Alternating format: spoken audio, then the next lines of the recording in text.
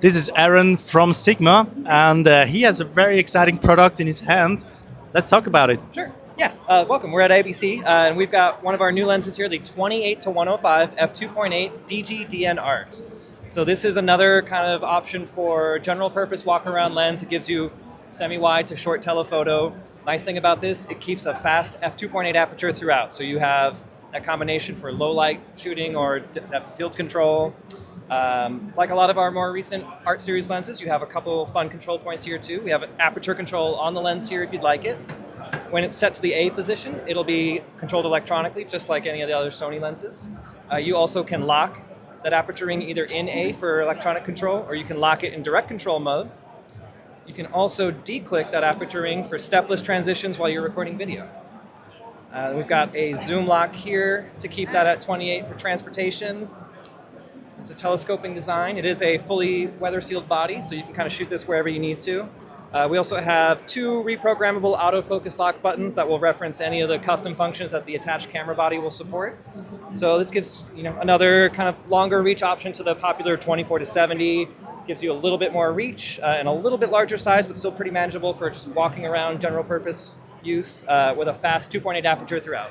And this will be available shortly for Sony E-mount and Leica L-mount. Wow, all the blows and whistles, but how is it possible that focal ranges like that are only available now?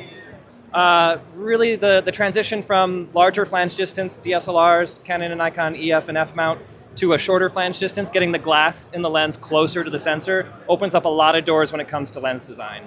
One of the things that it allows us to do is to make smaller, lighter weight lenses. Being able to get the glass closer to where it needs to image, the further that light has to travel from the optical formula or the optical assembly to the sensor, the harder it is to maintain the level of image quality that we always strive for. So we do have, like the 24 to 70 is a great example. That transition from the DSLR to the mirrorless version was significantly smaller, lighter weight, and even a higher level of performance. We've also been able to kind of push the boundaries in the other direction of giving you a broader range than what would have been feasible to do on a DSLR platform, taking advantage of that propensity to scale things down with a mirrorless platform.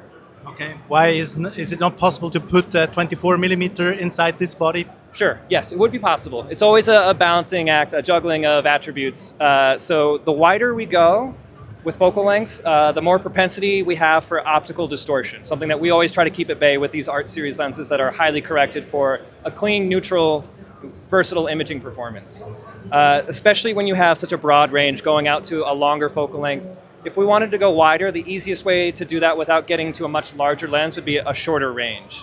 So this was kind of our balancing act to give you semi-wide, not ultra-wide, but also to push into longer, short telephoto focal lengths without getting a lens that's too big, too unwieldy to want to walk around with. Okay. Is it stabilized, actually? This lens is not stabilized. So that's another thing that's kind of changed as we moved into mirrorless designs, as more and more cameras are incorporating in-body stabilization, which was not really a thing for a long time with the DSLR platforms. We've shifted that work from the lens to the camera body in most cases so that we can make the lenses smaller and lighter weight, more portable. You will still find in-lens stabilization in our longer focal lengths, like 70 to 200 and longer. You'll still find in-lens stabilization.